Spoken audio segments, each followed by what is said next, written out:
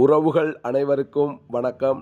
நேற்று சிறப்பு பார்வையாக கோவையில் உள்ள தேவேந்திர இலக்கிய மன்ற அலுவலகத்திற்கு சென்றிருந்தோம். இந்த அலுவலகம் கோவை ஒலம்பஸ், ராமநாதபுரம் அருகில் உள்ள ஒலம்பஸ் பஸ் ஸ்டாப்பின் எதிரில் உள்ளது. இந்த அலுவலகம் தேவேந்திர இலக்கிய மன்றம் என்ற பெயரில் இயங்கி வருகிறது. இது ஒரு பொது அறக்கட்டளையாகும்.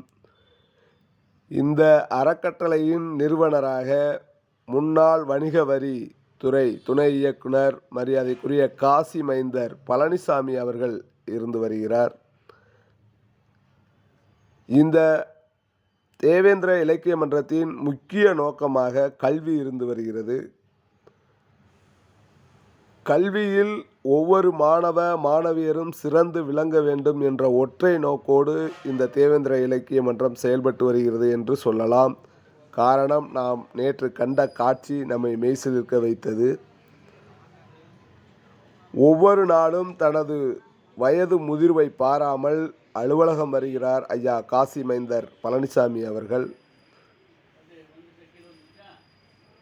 அலுவலகம் வந்த அவர்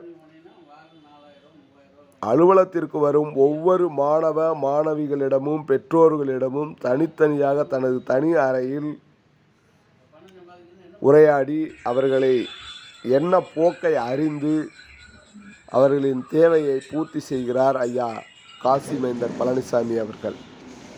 குறிப்பாக பெற்றோர் அல்லாத குழந்தைகளுக்கு முன்னுரிமை அளிக்கப்படுகிறது. மேலும் இந்த அறக்கட்டளையானது பொதுவானது, அனைத்து சமூகத்திற்குமானது. எனவே தொடர்பு கொண்டு பயனடைவேன். அங்கு வருகை தரும் பெற்றோருக்கும் மற்றும் மாணவ மாணவிகளுக்கும் தேநீர் கொடுத்து உபசரிக்கிறார்கள் பணிபுரியும் ஊழியர்கள்.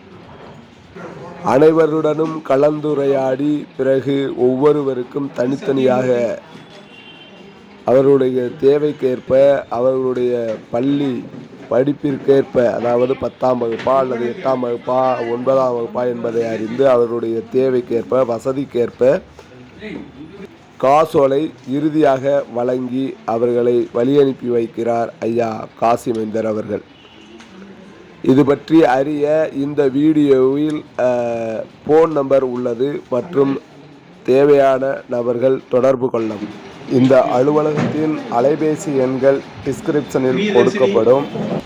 மற்றும் ஐயா காசி மைந்தர் பழனிசாமி அவர்களுடனான சிறப்பு நேர்காணலும் அதிவிரைவில் டிகேவி ராஜா சேனலில் ஒளிபரப்பப்படும். நன்றி. இவன் டிகேவி ராஜா.